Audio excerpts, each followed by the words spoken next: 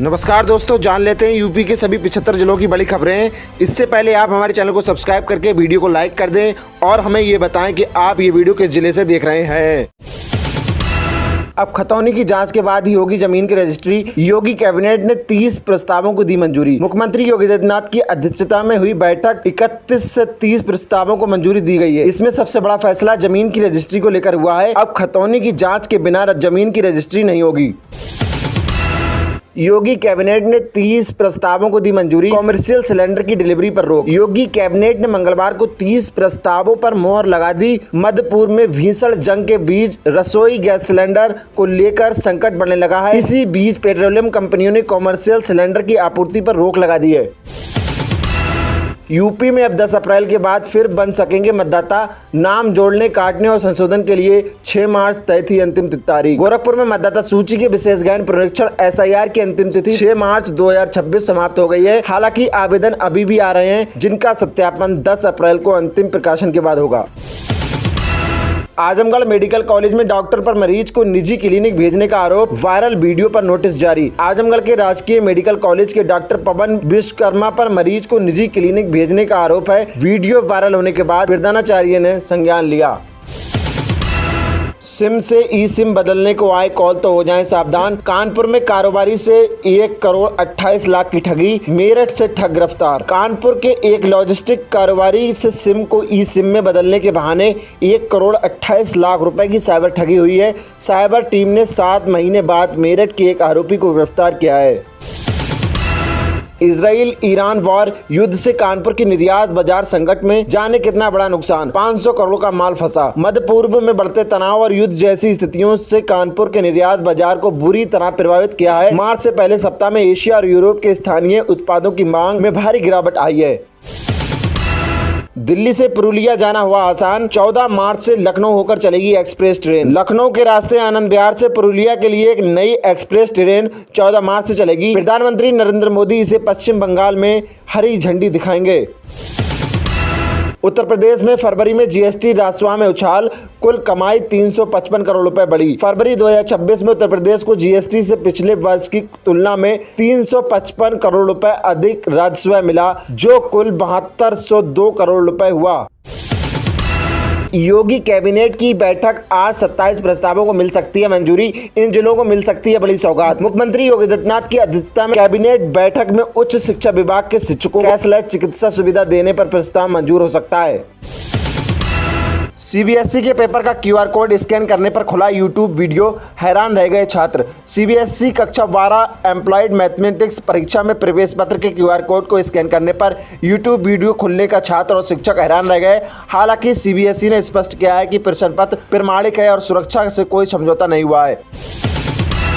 Varanasi airport पर Thailand से आए यात्रियों से 25 करोड़ का गांजा जब्त, 3 गिरफ्तार। कस्टम विभाग ने वाराणसी के लाल बहादुर शास्त्री अंतर्राष्ट्रीय हवाई अड्डे पर थाईलैंड से आए 3 यात्रियों से लगभग 25 किलो गांजा जब्त किया है। जब्त गांजे की अंतर्राष्ट्रीय बाजार में कीमत 25 करोड़ रुपए आकी गई है।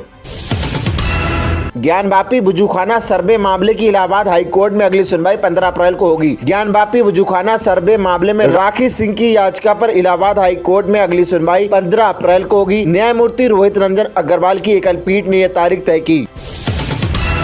ट्रेनों में गुटखा सिगरेट बेचा तो जाएंगे जेल। रेलवे बोर्ड का बड़ा फैसला। आज से हर ट्रेन में अधिकारी करेंगे छापेमारी। भारतीय रेलवे ने यात्रियों की सुरक्षा और सुविधा को ध्यान में रखते हुए ट्रेनों में गुटखा सिगरेट और शराब की अवैध बिक्री पर सख्ती से रोक लगाने का फैसला किया है। रेलवे बोर्ड ने सभी जोनल रेलवे को निर्देश दिया है।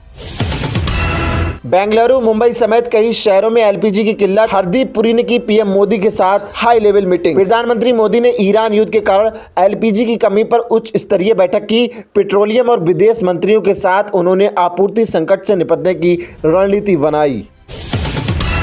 वोटरों को धमकाया तो खैर नहीं। बंगाल विधानसभा चुनाव को लेकर CEC के नेताओं को सख्त चेतावनी। मुख्य चुनाव आयुक्त ज्ञानेश कुमार ने बंगाल विधानसभा चुनाव में मतदाताओं को डराने धमकाने पर कड़ी चेतावनी दी है। कोलकाता में उन्होंने बताया कि आयोग तैयारियों से संतुष्ट है। फरवरी में रिकॉर्ड स्तर पर पहुंचा mutual fund asset SIP inflow 29,800 crore के पार। स्मॉल कैप में बड़ा भरोसा। AMFI ने फरवरी के म्यूचुअल फंड आंकड़े की जारी किए हैं। मासिक SIP इनफ्लो 29,845 करोड़ रहा, जो कम बैंकिंग दिनों के कारण जनवरी से थोड़ा कम है। PM किसान योजना फाइनली करोड़ों किसानों का इंतजार हुआ खत्म। इस दिन खाते में आएंगे 2-2 हज़ार रुपए। सरकार ने किया ऐलान। करोड़ों किसानों का PM किसान योजना की 22वीं किस्त का इंतजार खत्म हो गया है। सरकार ने आधिकारिक तौर पर घोषणा की है कि ये किस्त 13 मार्च को जारी की जाएगी। PM किसान के आधिकारिक X अकाउंट पर यह जानकारी साझा की गई है। इस किस्त के तहत किसानों के खातों में 2-2 हज़ार रुपए जमा किए जाएंगे, जिससे उन्हें आर्थिक सहायता मिलेगी। संभल के शहर इमाम पर लगा 7 करोड़ का जुर्माना। सरकारी जमीन पर मस्जिद, दरगाह और मकान बनाने का आरोप। संभल में शहर इमाम मौलाना आफताब हुसैन बारसी और उनके भाई पर सरकारी पौधारोपण भूमि पर अवैध मस्जिद, दरगाह और मकान बनाने का आरोप है। तहसीलदार न्यायालय ने 1340 वर्ग मीटर भूमि से बेदखली का आदेश दिया है और उन्हें 6.94 करोड़ रुपए का जुर्माना लगाया है।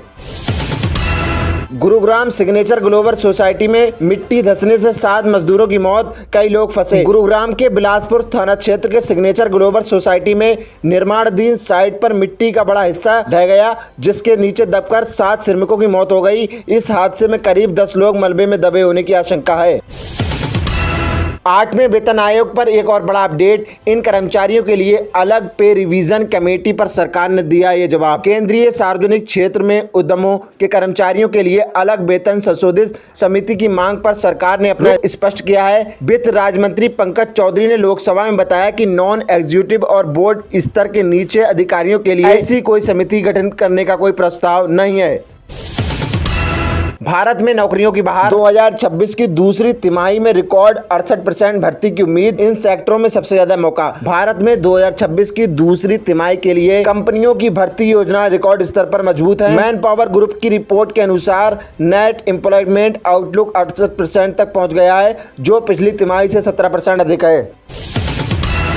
UCC ही है समाधान। मुस्लिम महिलाओं की समान उत्तराधिकारी वाली याचिका पर सुप्रीम कोर्ट की टिप्पणी। सुप्रीम कोर्ट ने मुस्लिम महिलाओं के समान उत्तराधिकार की मांग पर कहा कि यूनिफॉर्म सिविल कोड UCC ही सभी महिलाओं को बराबर अधिकार देने का एकमात्र रास्ता है। झुकी कमर, चेहरे पर झुर्रियां। DM मथुरा के पास पहुंची। 112 की बुजुर्ग माता ने ऐसी की मांग। DM ने 3 दिन में पूरा किया करने का आदेश। मथुरा में 112 वर्षीय रंबूली देवी ने वृद्धावस्था पेंशन के लिए जिला अधिकारी कार्यालय का रुख किया। जिला अधिकारी CP सिंह ने उनकी स्थिति देखकर तुरंत कार्रवाई की। प्रयागराज के छावनी परिषद अस्पताल में AI और ICU में भर्ती मरीज की घर बैठे करेंगे निगरानी। मरीज व डॉक्टर से बात भी करें। प्रयागराज के छावनी परिषद अस्पताल ने AI तकनीक से एक अनूठी पहल की है। अब ICU में भर्ती मरीज को घर बैठे मोबाइल से देखा जा सकेगा और उनसे बात भी की जा सकेगी।